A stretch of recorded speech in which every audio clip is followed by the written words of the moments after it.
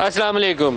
پاکستانی سیاست میں کچھ ایسے چہرے ہیں جن کو خاص طور پر ایک سیاسی ورکر کی پہچان حاصل ہے اور بہت لائل رہے ہیں اپنی جماعتوں کے ساتھ اور بڑی خدمت کی ہے اور اپنی جماعتوں کی پہچان بن گئے قومی سطح کے اوپر۔ انہی میں سے ایک نام سعید غنی صاحب اس وقت ہمارے ساتھ ہیں چنیسر گوٹ سے۔ سعید غنی صاحب بہت شکریہ، آپ ہمارے ساتھ، بڑی مہربانی، آپ آئے یہاں پر، بہت شکریہ۔ اور آپ کی پہچان میں ساری جگہ پہ یہی کہتا ہوں کہ وہ بندہ جس کو صحیح پولیٹیکل ورکر بن کر ایک جماعت میں رائز کرنا چاہیے، آپ اس راستے سے آئے ہیں، اوپر سے پیراشوٹ کے راستے نہیں آئے۔ تو آپ کی کیا اس علاقے سے کیا توقعات ہے؟ 2 دفعہ پہلے جیت چکے ہیں، اس دفعہ کیا بنے گا؟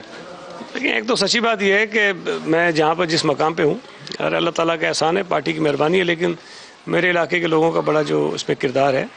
2001 میں میں یہاں اسی کا ناظم بنا، پھر 2005 میں بنا، پھر پارٹی نے سینٹ میں بھیج دیا، پھر 2017 میں ایم پی اے بنا، 18 میں پھر ایم پی اے بنا۔ اس دفعہ دوبارہ مہربانی کی کہ پارٹی نے مجھے صوبائی پہ اور اسد عالم نیازی صاحب کو قومی اسمبلی پہ ٹکٹ دیا ہے۔ یہ قومی سے امیدوار ہیں جی، اسد عالم نیازی۔ صحیح۔ تو مجھے امید ہے 100% انشاءاللہ تعالیٰ کہ یہاں سے ہم جیتیں گے۔ اور جب میں 17 میں جیتا تھا تو پیپلز پارٹی یہ نشست پہلی مرتبہ جیتی تھی صوبائی کی، پہلے ہم نے کبھی نہیں جیتی، اور اس مرتبہ مجھے امید ہے کہ نہ صرف ہم صوبائی کی یہ نشست جیتیں گے بلکہ شاید برابر کی جو نشستیں ہیں اس پہ بھی ہمارا رزلٹ بہت اچھا ہوگا، اور قومی اسمبلی بھی پہلی مرتبہ پیپلز پارٹی یہاں سے جیتے گی۔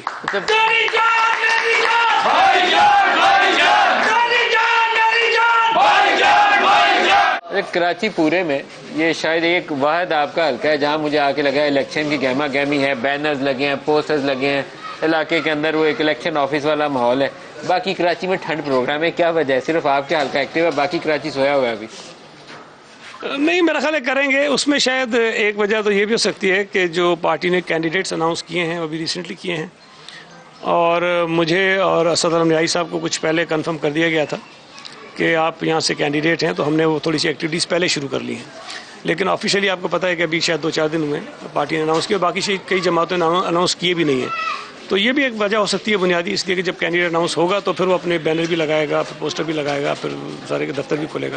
کیسا مقابلہ ہوگا پیپلز پارٹی اور پی ٹی آئی کا؟ دیکھیں نا، ایک تو 2018 کا رزلٹ میں نہیں سمجھتا کہ وہ کراچی کے اصل نمائندگی کرتا تھا، اس میں ظاہر آپ کو ہی پتہ ہے جو کچھ پورے ملک میں ہوا، کراچی میں شاید سب سے زیادہ ہوا تھا۔ 18 میں بیابانوں کے، ریگستانوں کے، پہاڑوں کے، جنگلوں کے نتائج آگے تھے، کراچی کے نتائج سب سے آخر میں آئے تھے، تو یہ بات سمجھ سے باہر تھی۔ تو ظاہر ہولڈ کر کے رکھے گئے نتائج کے پورے رزلٹ دیکھیں کیا ہیں، اس کے بعد ہوا۔ صوبہ سندھ میں اگر پیپلز پارٹی کی 15 سالہ حکومت کی بات کریں تو ایک چیز آپ کو ذہن میں رکھنی چاہیے کہ 2002 کے انتخاب کے بعد پیپلز پارٹی نے ہر آنے والے الیکشن میں اپنی سیٹوں میں اضافہ کیا ہے صوبہ سندھ میں۔ کراچی شہر میں 18 کا رزلٹ ٹھیک ہے، ہماری توقعات کے مطابق نہیں تھا، اس کی وجوہات آپ کے علم میں جو میں نے بتائی بھی ہیں، لیکن اس کے بعد جتنے ضمنی الیکشنز ہوئے ہیں، بلدیاتی الیکشنز ہوئے ہیں، کینٹونمنٹ بورڈ کے الیکشنز ہوئے ہیں، پاکستان پیپلز پارٹی نے بڑا زبردست رزلٹ یہاں سے حاصل کیا ہے۔ 22 قومی اور 47 صوبائی ہیں کراچی کی، کتنی دیتے ہیں پیپلز پارٹی کو؟ اور ہم 13 سیٹوں پر پر امید ہیں قومی کی، اور 27 جو ہے وہ صوبائی اسمبلی پہ۔ 22 میں سے 13 قومی کی اور 47 میں سے صوبائی کی انشاءاللہ تعالیٰ۔ اور اوور آل صوبائی حکومت کے حوالے سے کیا توقعات ہیں؟ دوبارہ جیتیں گے؟ صوبائی تو 100% اب جیت رہے ہیں۔ دیکھیں 65 سیٹس ریکوائرڈ ہیں کہ اس میں حکومت بن جاتی ہے، اور پچھلی دفعہ ہمارے پاس 77 سیٹیں تھیں۔ اس مرتبہ میں تو سمجھ رہا ہوں کہ شاید ہم 100 کے قریب قریب چلے جائیں گے سندھ میں، اور سب سے بڑا شیئر اس میں کراچی کا ہو، اس لیے کہ کراچی میں ہمارے پاس 2018 میں 7 سیٹیں تھیں صوبائی کی، اس مرتبہ میں آپ کو 27 کہہ رہا ہوں۔ چلیں اگر بہت میں اس کو بڑھا کے بھی پیش کر رہا ہوں تو 27 میں سے آپ 7-8 اور کم کر دیں ہماری، تو 18-19 پہ تو ہم آرام سے کھڑے ہیں۔ اس شہر میں ہر جگہ جہاں گیا ہوں 2-3 مسئلے بڑے کامن تھے۔ آپ لوگ سب سے زیادہ بوجھ آپ کے اوپر ہے کیونکہ آپ کی 3 حکومتیں ہیں۔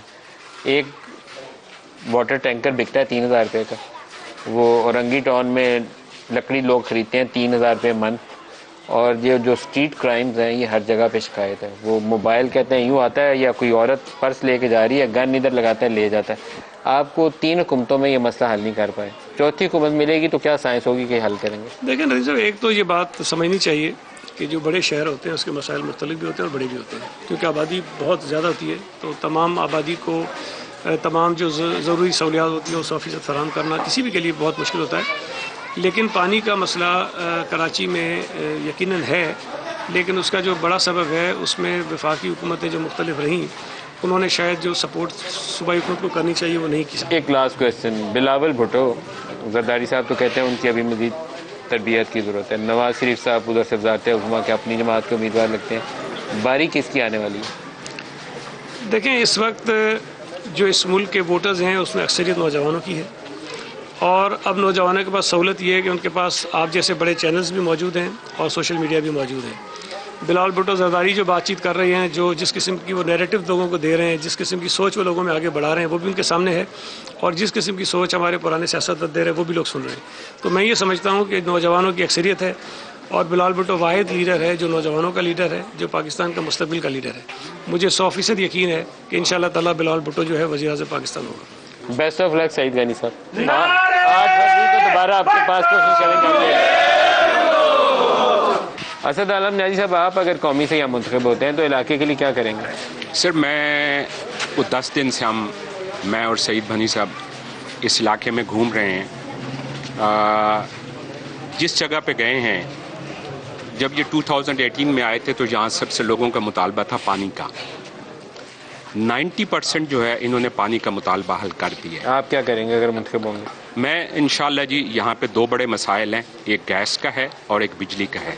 تو میں اگر میں منتخب ہوا تو میں انشاءاللہ یہ آواز اٹھاؤں گا، اور اس کو ہم کوشش کریں گے کہ جتنا میکسیمم ہم لوگوں کو ریلیف دے سکیں وہ دیں گے۔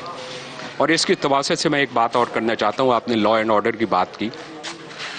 لا اینڈ آرڈر کا مسئلہ صرف کراچی کا جو ہے اس کو ہم دنیا کے ہر بڑے شہر کے ساتھ کمپیئر کریں، لیکن یہی سندھ گورنمنٹ تھی جس نے لا انفورسمنٹ ایجنسیز کے ساتھ مل کے یہاں پہ نہ کہ امن قائم کیا بلکہ جو نو گو ایریاز تھے ان کو ختم کیا۔ دعا تو یہ ہے کہ یہ دوبارہ امن کا گہوارہ بنے، دوبارہ روشنیوں کا شہر بنے، اور لوگ مزے سے جہاں دل آئے جائیں، اس خوف کے بغیر کہ رستے میں کوئی گن پوائنٹ بھی لوٹے گا۔ میں آپ کا شکریہ ادا کرتا ہوں۔ بیسٹ آف لک سر۔ سعید غنی صاحب آپ کو بھی، اور 8 فروری کو پھر ملیں گے۔